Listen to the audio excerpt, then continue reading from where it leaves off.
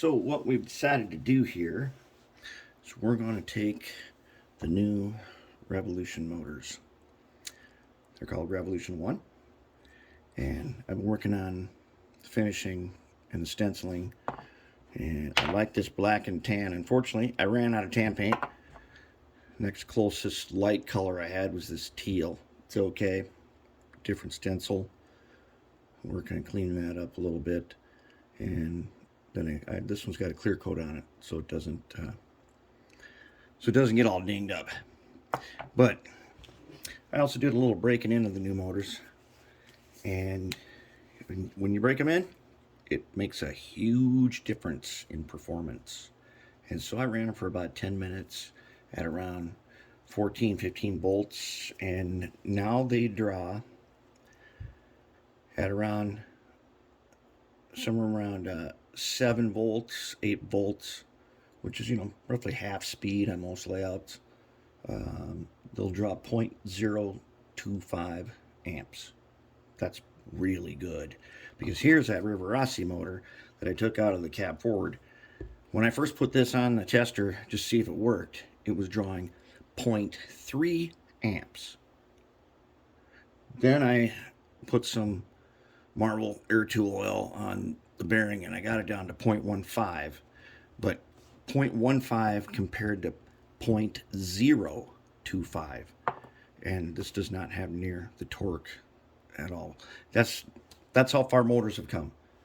It's a long ways, and these motors here are better than anything that I've used before, and they just draw less power and they have more torque on the low end too.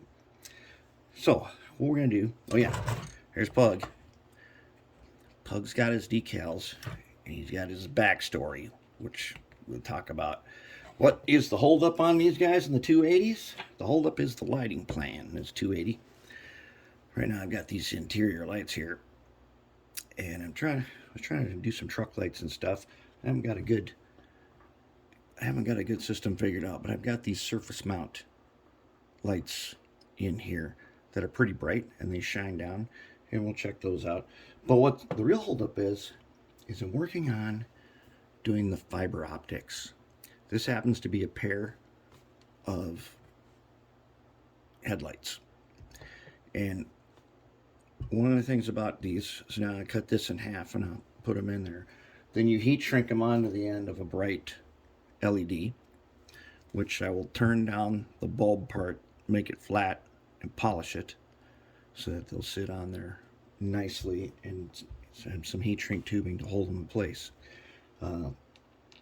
If you glue them, well, they're in there because these go right in the opening for the headlights, and that means they're in there. And if you want them out, you can cut them out.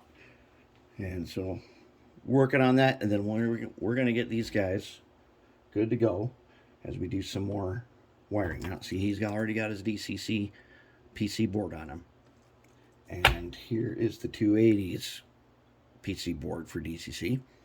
So we're getting close. That'll be coming up. But what we want to do is we want to put the new motor into some test units again. And we did that one, U30C. Really good. Works amazing. Now we've got here is the GP60 Athearn. And then I was trying to think of something else. And this guy has been around for a very long time. We haven't used him.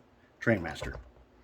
And a long time ago I did a handrail video about making these handrails. Using the old method that I had that was really complicated and kind of hard. But good candidate for testing the new motor. So let's see what's under the hood on these guys, since they've been... This one here was rebuilt maybe like 6-7 years ago. Been a long time. So let's see what we got under the hood. Been a very long time. And what we got is, we got a gold motor, a PC board, got some good wiring in there. So this thing is all ready for just a swap on this one. So that's pretty good. And I see that these trucks have been all done up too. So that's going to be good to go. And the couplers are all set. That should be a pretty easy one. Now let's see what's underneath here. Now on these, oh yeah, these got these bottom tabs, don't they? Yes, they do. And let's see if we can get them guys. Oh, I see some possibly dry rotted motor mounts. Let's see what we got under here. What would we do? Same thing. Okay, gold motor, PC board. Ah, yes, and some 3D printed drive shafts had to be put in here because I think the way I got this was those were just missing. And so we had to design these. We're going to change that out to silicone hose on both these because we don't want to use flywheels on the new motor because the new motor is so accurate that we want to use the digital momentum in the decoder, which is going to be Digitrax DH126. And then we're going to add a beacon, of course. Maybe some other lights. We'll see. And we want to swap these motors out and see how hard that is. And I think we should be good to go. So that's where we're going with this.